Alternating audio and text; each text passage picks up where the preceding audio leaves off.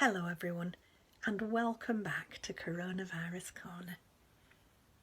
Old Patrick popped in for a cup of tea and a slice of cake this morning. He was on fine form. No evidence of Russian interference?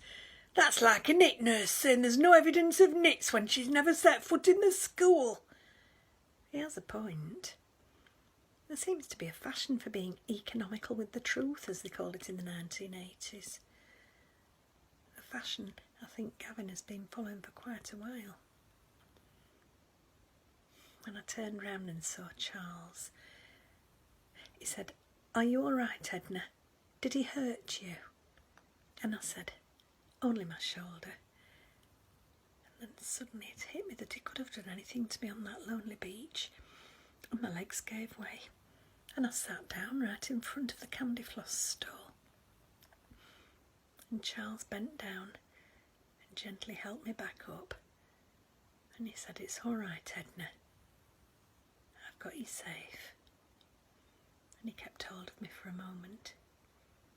And Gavin sneered, "Social distancing, Edna."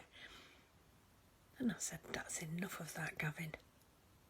And he shut up, and I think he'd finally got the message. And then the beach started filling up. Eric and Maureen ran over when they saw Gavin grab me. And then Lydia arrived with Antonio. And Mandy and the vicar sped up in his car because Lydia had texted to let them know what was happening. And then the police arrived. Malcolm, the candy floss man, had rung them and told them there was a brawl on the beach with a bishop. And it was the same ones who came out when Kev broke into the vicarage. Their faces when they saw another man lying on the ground and Charles and the vicar standing glaring at him. One of them said, "Oh, look, it's Cagney and Lacey." And Lydia started laughing and said it suited them. And then they asked me what had happened, and I told them. And Gavin was trying to milk it and saying his ankle hurt, but we all ignored him. Eric and Maureen said they'd been ever so worried when I texted them. And Eric said he knew something wasn't right on Zoom. And just by chance, he'd met Robert Ackroyd and mentioned Gavin turning up. And Robert said, "That chancer." And Eric asked what he meant. And Robert said he'd sold him a holiday home in Spain, and when he and his wife went over, it was just a pile of bricks. And he said Gavin had dropped out of university.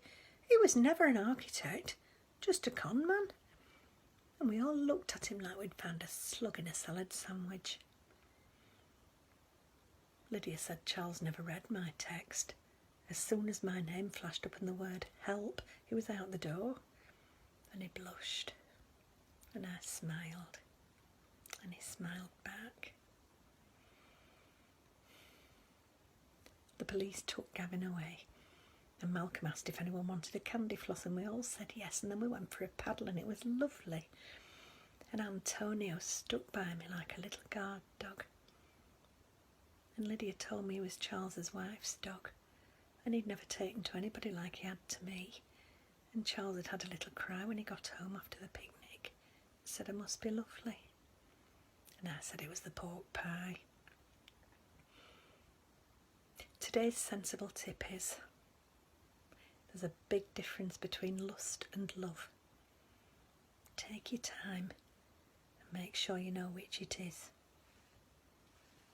You take care. Stay safe. And I'll see you tomorrow. Bye-bye.